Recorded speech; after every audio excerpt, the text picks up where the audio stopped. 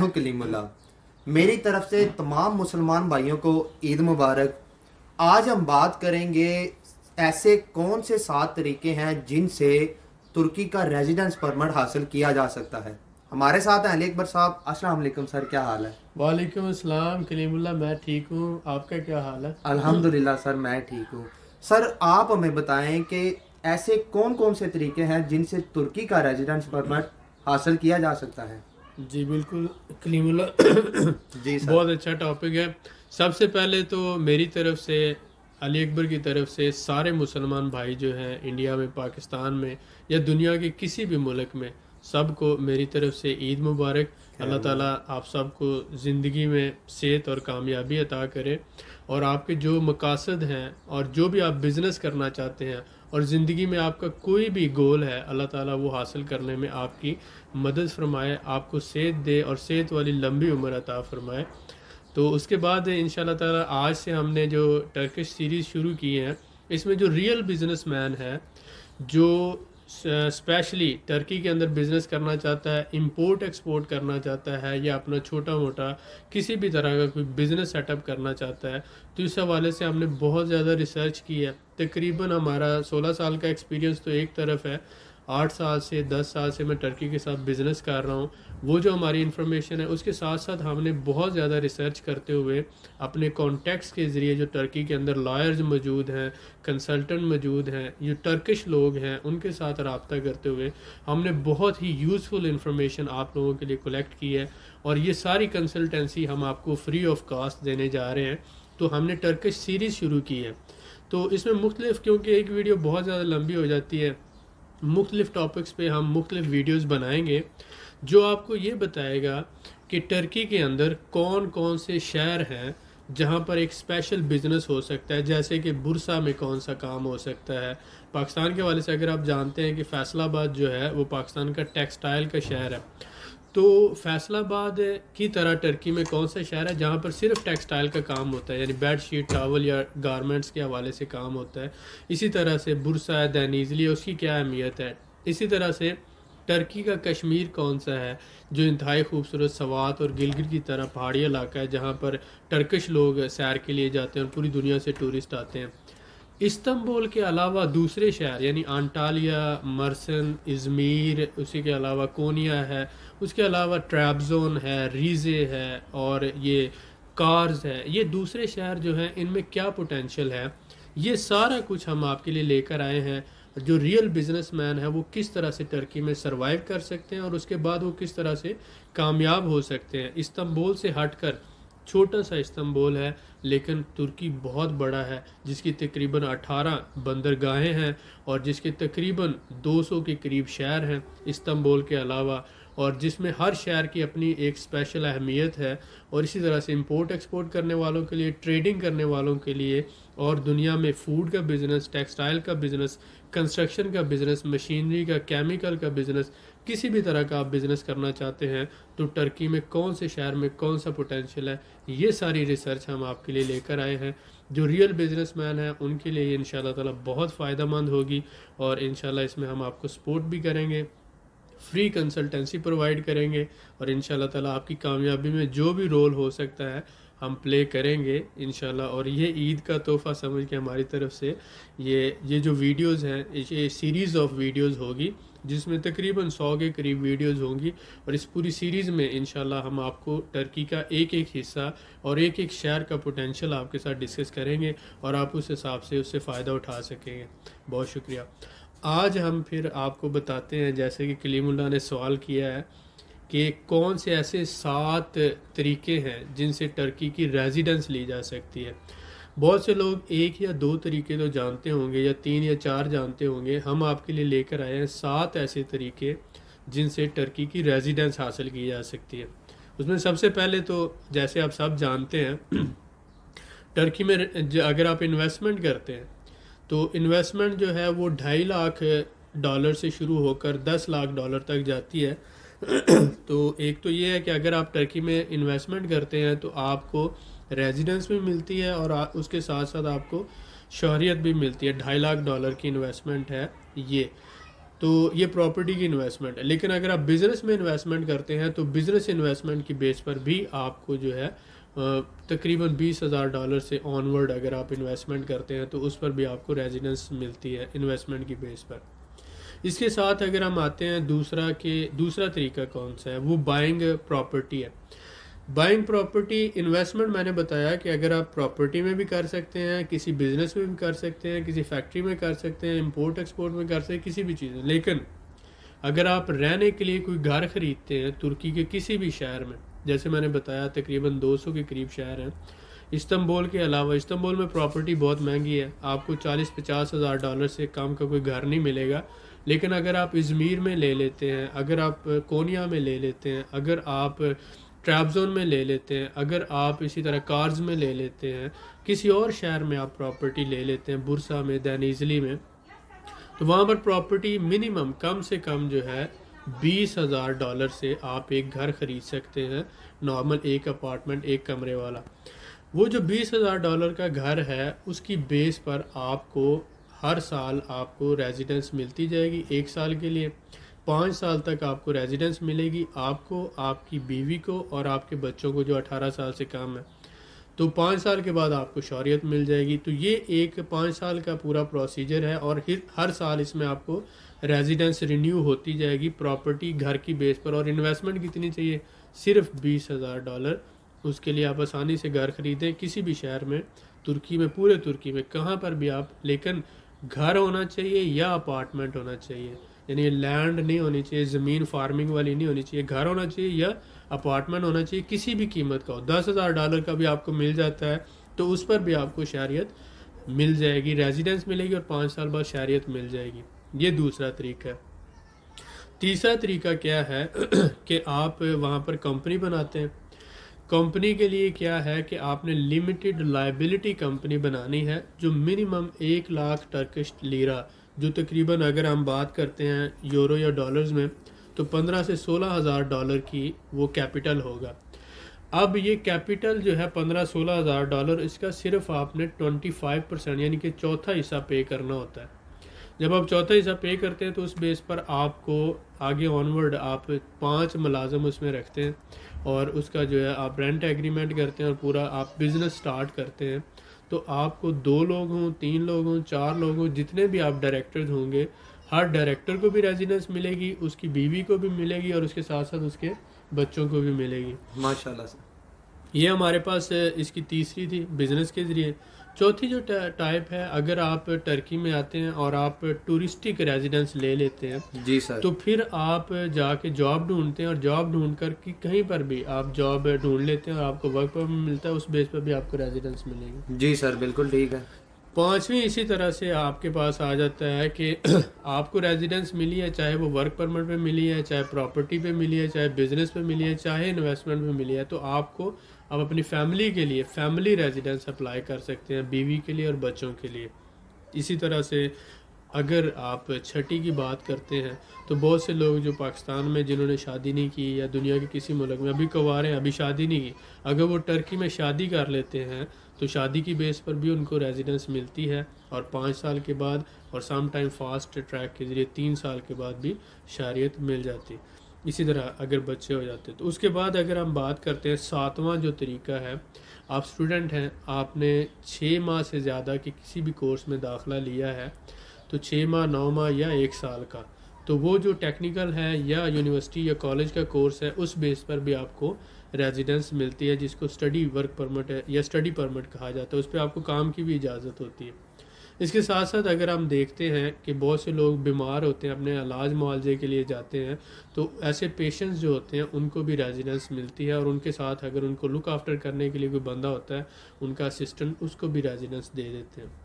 तो ये 7 तरीके मैं शॉर्ट लिस्ट करूँगा, 7 तरीकों को दोबारा से आप लोगों के लिए। सबसे पहला तरीका तो मैंने इन्वेस्टमेंट का बताया, इन्वेस्टमेंट अगर आप करते हैं। दूसरा तरीका मैंने बिज़नेस सेटअप का बताया, अगर आप बिज़नेस सेटअप करते हैं। तीसरा तरीका प्रॉपर्टी बाय करते हैं, घर ख़रीद लेते हैं, $10,000 का, $20,000 का, लिमिट नहीं है टर्किश लॉ में, आप कितनी भी, चाहे $2,000 का आप घर ख़रीद लें, उन्हें कोई प्रॉब्लम नहीं है। आप घर ख़रीदें, उसके डॉक्यूमेंट लगाएं, आपको रेजिडेंस मिल जाएगी। उसके बाद आ जाता है अगर आपको जॉब मिल जाती है तो उस बेस पर भी। उसके साथ साथ है आपकी फैमिली वर्क परमिट आप अप्लाई कर सकते हैं, यानी कि अगर जो बंदा जिसके पास ऑलरेडी जॉब है, जिसके पास रेजिडेंस है, वो अपनी बीवी और बच्चों को लाना चाहता है, फैमिली रेजिडेंस भी आपको मिलती है। साथ ही साथ इसी तरह से आप अगर शादी कर लेते हैं टर्किश नेशनल से तो वो भी है। और सातवां तरीका था कि आप स्टडी परमिट है, अगर आपको 6 माह से ज़्यादा की किसी कोर्स में दाखिला ले लेते हैं तो उस बेस पर भी आपको रेजिडेंस मिलती है। तो इस हवाले से जो है, जो लोग भी टर्की आना चाहते हैं और रेजिडेंस लेना चाहते हैं तो इसके हर एक कैटेगरी की अलग-अलग डॉक्यूमेंटेशन है और अलग-अलग उसका तरीक़ाकार है और उसकी फर्दर रिक्वायरमेंट्स हैं। तो आप उस कैटेगरी के हवाले से हमारे से इंफॉर्मेशन ले सकते हैं और इंशाल्लाह ताला जो हमें पता है, जो हमारे लॉयर्स की टीम है, कंसल्टेंट की टीम है, हम जितनी भी मैक्सिमम होगी कोशिश करते हैं कि हम आपको जो इन्फॉर्मेशन है फ्री ऑफ कॉस्ट देते हैं। लेकिन सर्विसेज जो होती हैं, क्योंकि हम थर्ड पार्टी से लेते हैं, हमारे लॉयर्स हैं, अकाउंटेंट हैं या कंपनीज़ हैं या हमारे पार्टनर्स हैं, तो सर्विसेज की हम पेमेंट लेते हैं, लेकिन कंसल्टेंसी फ्री ऑफ कॉस्ट है। और हमारी कंसल्टेंसी रियल बिजनेसमैन के लिए है, ऐसे लोगों के लिए जो वाकई ज़िंदगी में कामयाब होना चाहते हैं और आगे ज़िंदगी में बढ़ना चाहते हैं। तो इंशाल्लाह ताला हम ये कोशिश करेंगे कि कंसल्टेंसी फ्री ऑफ कॉस्ट दें आपको। जी सर, माशाल्लाह आपने जो 7 तरीके बताए हैं बहुत ही अच्छे और हमारे भाइयों के लिए कारआमद है। जी बहुत शुक्रगुजार हूँ मैं आपका। सर मैं आपसे जानना चाहूँगा कि जैसा कि आपने पहले नंबर पे हमें बताया कि बाय इन्वेस्टमेंट हम रेजिडेंस परमिट ले सकते हैं, जी जी। तो रेजिडेंस परमिट कैसे हासिल किया जा सकता है?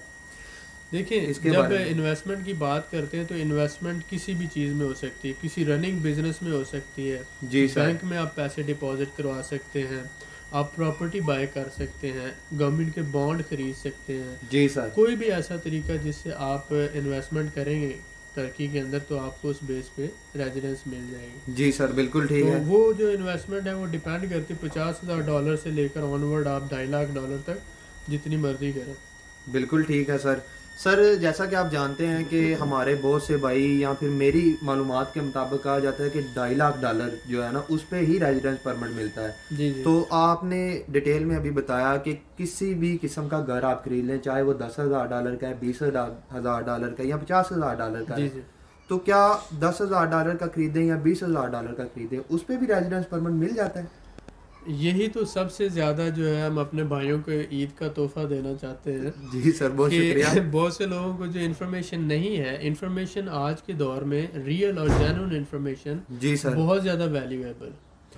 टर्की का कानून है कि आपके पास घर है, यानी कि घर हो या अपार्टमेंट हो, रहने की जगह हो और वो आपके नाम पर हो, ठीक है। मसलन एक कमरे का घर है, आप इस्तांबुल के अलावा इस्तांबुल से हटकर बुरसा में, देनीजली में, इज़मीर में, अंटालिया में, कोनिया में, ट्रैबज़ोन के अंदर, कार्स में, कहीं पर भी पूरे टर्की के किसी भी शहर में आप प्रॉपर्टी ख़रीद लें, अपार्टमेंट ख़रीद लें या घर ख़रीद लें, वो आपके नाम हो, वो $10,000 का है, $15,000 का है, $20,000 का है, जितना भी है, तो वो मैक्सिमम इस वक्त जो प्रॉपर्टीज़ के रेट चल रहे हैं तकरीबन 60 स्क्वायर मीटर का अपार्टमेंट जो है दूसरे शहरों में 18 से $20,000 में आसानी से मिल जाता है। तो अगर आप 18 से $20,000 का घर खरीद लेते हैं, इस वक्त के अभी के रेट की बात कर रहा हूँ जी सर। और आपके नाम पे, और घर खरीदने के लिए ज़रूरी नहीं आपके पास वीज़ा हो, रेजिडेंस हो, आप वहाँ बैठे हुए भी ख़रीद सकते हैं अपने मुल्क में पावर ऑफ अटार्नी देकर। और अगर आप विज़िट वीज़ा पर आते हैं तो रेजिडेंस परमिट की रिक्वायरमेंट नहीं है। जी सर। आप विज़िट वीज़ा पर भी टर्किश लॉ के मुताबिक घर खरीद सकते हैं। घर खरीद कर आप उसके अपने डॉक्यूमेंट्स, अपने नाम पे रजिस्ट्री जो होगी वो आप लगा के जमा करवाएंगे और आपको 1 साल की रेजिडेंस मिल जाएगी, आपको भी, आपकी बीवी को भी और आपके जो 18 साल से कम उम्र के बच्चे हैं उनको भी। जी सर, बिल्कुल ठीक तो है। ये बहुत अच्छी बात है। बहुत से लोग ये बात बताते ही नहीं हैं और मेरे ख्याल में बहुत से लोगों को शायद इसका पता ही नहीं है। हालांकि ये टर्किश कानून में है और मैंने जो टर्की के 18 साल का हमारे साथ पैनल के साथ मुंसलिक लॉयर है उससे ये बात करके कंफर्म करने के बाद हर हवाले से, अगर आप खुद करना चाहते हैं तो आप ऐसा करें कि Turkish residence permit, Turkish property residence permit लिखें। तो जब आप Turkish property residence permit Google पे लिख के रिसर्च करेंगे तो आपके सामने वो सारी इन्फॉर्मेशन आ जाएगी। टर्किश प्रॉपर्टी रेजिडेंस परमिट, इसको शॉर्ट टर्म रेजिडेंस परमिट कहते हैं। शॉर्ट टर्म रेजिडेंस परमिट 1 साल के लिए या 2 साल के लिए होता है। लॉन्ग टर्म रेजिडेंस परमिट 5 साल के लिए होता है। तो आप टर्किश प्रॉपर्टी रेजिडेंस परमिट 1 साल या 2 साल के लिए रिन्यूएबल, हर साल वो पहले साल आपको 1 साल का मिलेगा, फिर दूसरी दफ़ा आपको 2 साल, फिर ऑनवर्ड ये बढ़ता जाता है। तो आपको और आपकी वाइफ को भी मिलेगा। ये कानून है टर्की का। आप चाहे 5,000 का घर खरीद लें, आपको उस पर मिलेगा। 100% कंफर्म बात है ये। तो हमारे भाइयों को इसका फ़ायदा उठाना चाहिए। जी सर, बिल्कुल ऐसा ही है। अगर आप मज़ीद इस हवाले से मज़ीद कोई इन्फॉर्मेशन, सपोर्ट या सर्विसेज चाहिए तो आप हमारे से रब्ता कर सकते हैं। जी सर, बिल्कुल ऐसा ही है। बहुत शुक्रिया सर। मैं आपसे जानना चाहूँगा कि जैसा कि आपने कंपनी रजिस्ट्रेशन के हवाले से बताया, अपना बिजनेस सेटअप के हवाले से बताया, तो इसकी क्या रिक्वायरमेंट है, इस पर किस तरह से रेजिडेंस परमिट मिलता है? देखिए, बिजनेस सेटअप के हवाले से टर्की का कानून है जो सारे कंसल्टेंट बता के लोगों को डराते हैं जी कि सर। 5 वर्कर की रिक्वायरमेंट है।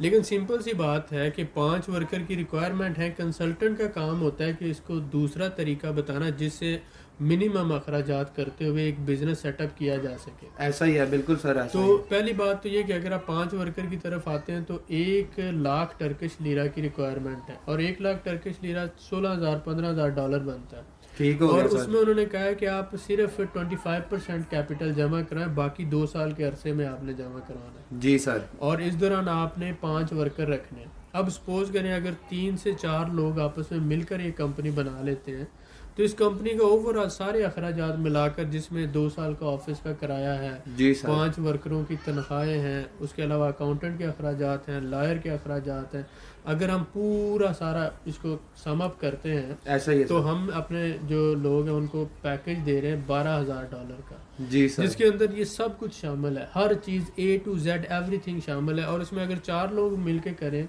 तो ये समझ लें $3,000 ऐसा ही है, $3,000 सर आएगा। तो इसी तरह उनको एक डायरेक्टर का वीज़ा मिलता है, उसकी वाइफ का वीज़ा मिलता है, और उसके एक बच्चे का, 3 वीज़े उसको मिलते हैं सिर्फ $3,000 से $4,000 अगर वो लगाता है। तो बिल्कुल सर ऐसा इसी तरह से ये है कि वो रिन्यूएबल होगा। एक तो ये, दूसरा ये होता है कि आप टूरिस्टिक रेजिडेंस परमिट 1 साल का ले लेते हैं। जी सर। और वो लेने के बाद आप अपनी जो है कंपनी रजिस्टर्ड करवाकर या सोल प्रोप्राइटरशिप रजिस्टर्ड करवाकर एक छोटा सा बिजनेस बना लेते हैं। जी और सर। उस पर आप टर्किश कोई मुलाजिम रख के, एक ही मुलाजिम रख के आप उसको बिजनेस को चलाते रहते हैं। बिल्कुल सही तो है सर। अगले साल तक आपका बिजनेस का कैपिटल भी बढ़ जाएगा, आपका पोटेंशियल भी बढ़ जाएगा, और आप उस बेस पर रिन्यू भी करवा सकते हैं। बिल्कुल अगर सही आपके पास एक वर्कर भी हो तो आप बिजनेस बेस पर, क्योंकि आप टैक्स पे कर रहे हैं, आपके पास प्रॉपर्टी है, तो वो भी आप रिन्यू करवा सकते हैं। जी सर, बिल्कुल सही तो है। बहुत से ऐसे मामला होते हैं जिनको मैनेज किया जा सकता है।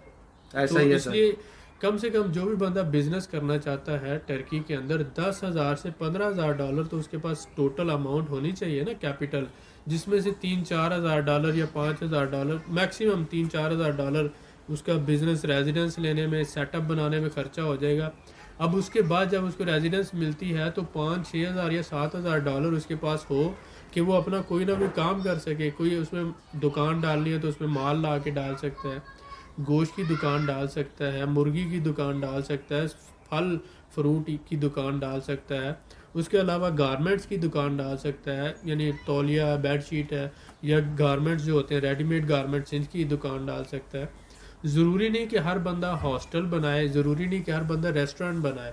ठीक है, आप अगर रेस्टोरेंट नहीं बना सकते, हॉस्टल नहीं बना सकते, तो आप कोई छोटी मोटी शॉप बना सकते हैं। आप दूसरे शहरों से माल ख़रीद कर वहाँ पर सेल कर सकते हैं। बहुत ही कामयाब जो दुकानें वहाँ पे चल रही हैं, वहाँ पर फ्रेंचाइज भी मिल जाती है आपको। मसलन डोनर की फ्रेंचाइज मिल जाती है आपको, बीफ की फ्रेंचाइज मिल जाती है, चिकन की फ्रेंचाइज मिल जाती है, इसी तरह से लामा चून की फ्रेंचाइज मिल जाती है। इसी तरह आपको वहाँ पर सब्ज़ी और फल बेचने के लिए आपको शॉप मिल जाती है। इसी तरह तौलिया है, बेड शीटें हैं, रेडीमेड गारमेंट हैं, बच्चों के कपड़े हैं, जूते हैं, इन सब की फ्रेंचाइज मिल जाती है। तो आप एक छोटा सा पॉइंट लेकर वहाँ पर सेल करें। मकसद ये है कि जब एक बंदे के पास आइडिया होगा और उसके पास पूरा प्लान होगा तो वो उस पर काम कर सकता है। अगर एक बंदा काम नहीं करना चाहता, तो जैसे कोई मरीज़ सेहतमंद ना होना चाहे तो डॉक्टर कभी भी उसको सेहतमंद नहीं कर सकता। इंसान को खुद से कोशिश करना पड़ती है, कंसल्टेंट हो या हमारे जैसा कोई भी मशवरा देने वाला, आपको बिजनेस मेंटर कह लें, स्टार्टअप मेंटर कह लें, आपको सिर्फ एक रास्ता बता सकते हैं और कुछ हद तक आपको सर्विसेज प्रोवाइड कर सकते हैं। लेकिन ज़िंदगी में आगे बढ़ने के लिए मेहनत आपने करना होती है, हौसला आपका होता है, कैपिटल आपका होता है, 18 घंटे 16 घंटे आपने वर्क करना होता है, तो फिर जाके कामयाबी मिलती है। अगर आप 16 घंटे या 14 घंटे सोए रहते हैं और कहते हैं कि मुझे कामयाबी भी मिल जाए और ज़िंदगी में कामयाब भी हो जाऊं, ऐसा मुमकिन ही नहीं है। प्लानिंग करें, उसके बाद प्लानिंग के बाद आपके पास पैसा होना चाहिए और साथ ही साथ आपके पास एक प्लान पूरा होना चाहिए कि मुझे क्या करना है। छोटा स्टार्ट लें और उस स्टार्ट पे मेहनत करते करते अपना रास्ता बनाते बनाते आप अपने बिजनेस को एक्सपैंड कर सकते हैं। जी सर, बिल्कुल ठीक है, बहुत शुक्रिया सर आपका। सर मैं आपसे जानना चाहूँगा कि क्या तुर्की में जॉब मिल जाती है? अगर जॉब मिल जाती है तो क्या उस पर वर्क परमिट हासिल किया जा सकता है? देखें, टर्की के अंदर जॉब इस वक्त थोड़ा इशू है, लेकिन ऐसे लोगों के लिए इशू नहीं है जिन लोगों के पास कोई टेक्निकल स्किल है। जी सर। अगर आप टूरिज़्म इंडस्ट्री के अंदर, होटल इंडस्ट्री के अंदर, या आप टेक्सटाइल इंडस्ट्री के अंदर, या आप किसी चीज़ के मैकेनिक हैं, या आईटी स्पेशलिस्ट है, या इंग्लिश टीचर हैं, जी सर, आपके पास कोई ना कोई स्किल है। आप बस फ़र्ज़ कर लें आप एसी और फ्रिज के कारीगर हैं, आप रिपेयरिंग करना जानते हैं, ऐसा ही है सर। आप इलेक्ट्रिक मशीन जो होती है, वॉशिंग मशीन, उसके कारीगर हैं, आप इलेक्ट्रीशियन हैं, आप प्लम्बर हैं। तो ऐसे लोग जो जिनके पास कोई स्किल है, जी सर, उनको जॉब ढूंढने में कोई प्रॉब्लम ही नहीं है। बिल्कुल ठीक है। लेकिन ऐसे बंदे जिनके पास कोई स्किल ही नहीं, टेक्निकल नॉलेज ही नहीं है, तो ऐसे तो बहुत से लोग हैं जो जॉब ढूंढ रहे हैं कि मुझे वर्कर रख ले, मुझे रख ले। जी तो सर। उन लोगों को वो जॉब क्यों नहीं मिलती? सबसे बड़ा इशू होता है लैंग्वेज। उन लोगों को लैंग्वेज, टर्किश लैंग्वेज नहीं आती होती। जब आपको लैंग्वेज नहीं आती है तो वो आप यूजलेस हो जाते हैं उनके लिए।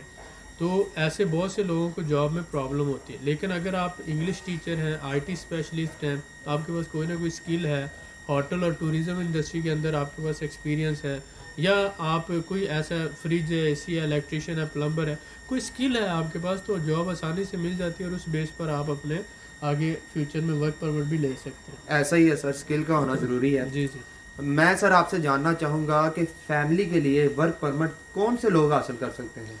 देखिए, फैमिली के लिए रेजिडेंस परमिट जो है, ये जिन लोगों को पहले वर्क परमिट मिला हुआ है, जी सर, या जिन्होंने कोई इन्वेस्टमेंट करके रेजिडेंस परमिट लिए है, या जिन्होंने घर खरीदा है उस पर रेजिडेंस परमिट लिए, तो ऐसे सारे लोग अपनी फैमिली को भी अपने साथ बुला सकते हैं। जी सर, और वो आसानी से फैमिली का रेजिडेंस परमिट ले सकते हैं। ठीक हो गया सर। सर मैं आपसे जानना चाहूँगा कि शादी करने के लिए जो वर्क परमिट मिलता है, जी जी, तो क्या टर्किश लड़कियां जो हैं पाकिस्तानी लड़कों से शादी करने के लिए एग्री हो जाती हैं? देखिए, कोई भी लड़की दुनिया की किसी भी मुल्क से ताल्लुक़ रखती हो, वो अपना फ्यूचर जो है सिक्योर करना चाहती है।